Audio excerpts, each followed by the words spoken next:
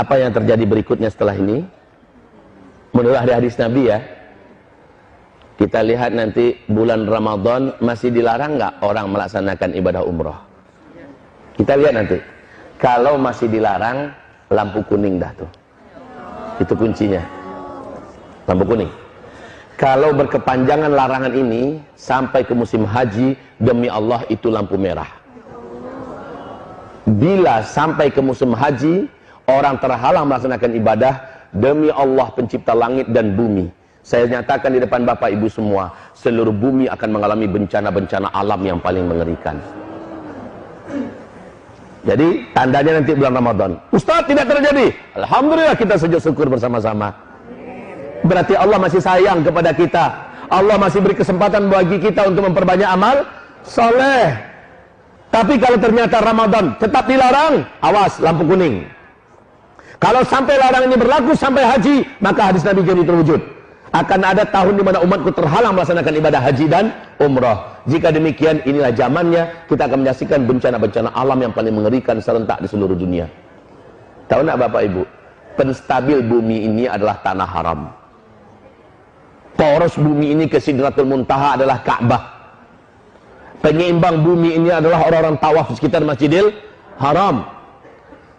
Hawa dosa, kegelapan maksiat yang dihasilkan oleh para pelaku-pelaku dosa dari orang kafir, orang musyrik, orang munafik, orang zalim, orang fasik, orang mujrim, dan seluruh orang ateis segala macamnya, itu mengeluarkan hawa hitam yang membuat bumi mengutuk, yang membuat langit tidak menerima, yang membuat laut berdoa kepada Allah, izinkan kami ya Allah menjadi penyalur azabmu kepada makhluk-makhlukmu yang durhaka kepadamu. Setiap para pelaku dosa mengeluarkan hawa hitam yang mengerikan, Pak, dan ini membuat bumi tidak rela Allah dimaksiati. Bumi berdoa kepada Allah, yang membuat laut tidak rela Allah dimaksiati. Laut berdoa pada Allah, minta izin kepada Allah agar Allah izinkan mereka mensunamikan bumi ini. Udara juga tidak rela untuk dihirup. Langit juga mengutuk, minta izin pada Allah agar turun petir dan segala macamnya. Ibarat Allah yang kami muliakan, selama ini Allah masih tahan-tahan, tapi ini akhir zaman, Allah tak akan tahan lagi. Nah, yang mampu menjinakkan bumi adalah selama orang masih tawaf di sekitar Ka'bah, selama orang masih umroh ke Masjidil Haram.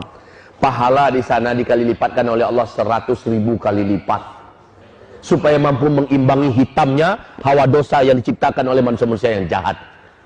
Ketika hawa murni yang begitu putih dan bersih keluar dari amal soleh orang-orang yang beramal di tanah haram, maka itulah yang menstabilkan bumi ini, Pak. Ini penyeimbangnya. Tapi sekarang orang sudah dilarang untuk melaksanakan ibadah ke tanah suci gara-gara virus corona. Hamba-hamba Allah yang kami muliakan, maka bencana apa yang akan dialami oleh kita? Saya khawatir kalau ini panjang dan lama. Kalau sempat sampai Ramadan, sudah lampu kuning, akan dimulai berbagai macam kegaduhan yang dahsyat dan bencana-bencana yang hebat. Dan kalau sampai musim haji selesai sudah, siap-siaplah kita bertemu dengan Allah dalam berbagai bencana besar yang akan terjadi. Perbanyak amal soleh dari sekarang. Kuatkan doa. Ya Allah, hentikan corona ya Allah. Selamatkan kami dari bencana ya Allah. Selamatkan iman kami ya Allah. Wahai Bapak Ibu yang kami muliakan. Dan kalau Allah hentikan, Allahur Rahman, Allahur Rahim, Allah yang maha menjaga dan memelihara kita. Tapi kalau masih berkepanjangan, inilah hadis Nabi yang jadi kenyataan. Dan di waktu yang bersamaan, kelangkaan pakan terjadi. Apa yang saya katakan tadi, kelaparan merata di mana-mana. Orang akan menjadi brutal dan membunuh demi makan, minum. Dan saat itu solusi bagi orang-orang yang beriman adalah, kata Rasulullah SAW, wahai Bapak Ibu, berarti tak lama lagi hantaman meteor menabrak bumi. Dan ini menimbulkan dukhon, tanda besar kiamat yang pertama. Sebelum itu terjadi, kata Rasulullah SAW, akan ada pertanda lagi. Bila penguasa Mekah Madinah, ketika mati seorang penguasa yang memimpin Mekah Madinah, lalu 3 orang pangeran berebutan memperebutkan jabatan kekuasaan.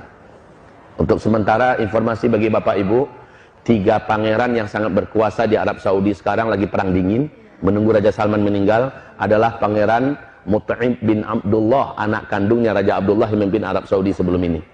Yang kedua anak kandungnya Raja Salman sekarang, Muhammad bin Salman. Dan yang ketiga adalah Khalid bin Talal.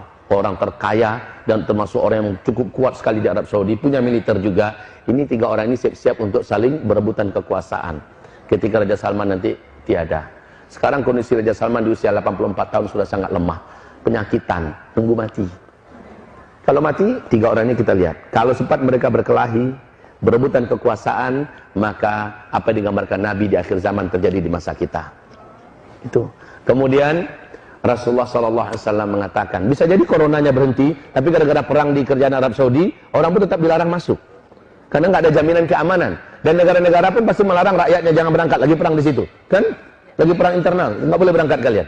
Ini juga bisa jadi. Jadi segalanya mungkin sangat besar terbuka peluangnya sekarang, wahai Bapak Ibu yang kami muliakan. Dan satu lagi kunci. Kalau di waktu yang sama, bersama dengan ini semua ya, di waktu yang sama terjadi nggak gempa-gempa di Mekah dan di Madinah? Itu kunci inti. Terjadi nggak gempa-gempa di Mekah dan di Madinah? Mungkin tidak gempa terjadi di Mekah dan Madinah. Mungkin. Kenapa? Bisa jawab? Jawabannya benar, Pak. Tapi kenapa? Bisa jawab tidak? Tak ada yang tawaf. Barakallahu fiik. Jawaban yang sangat benar. Ada lagi yang lain?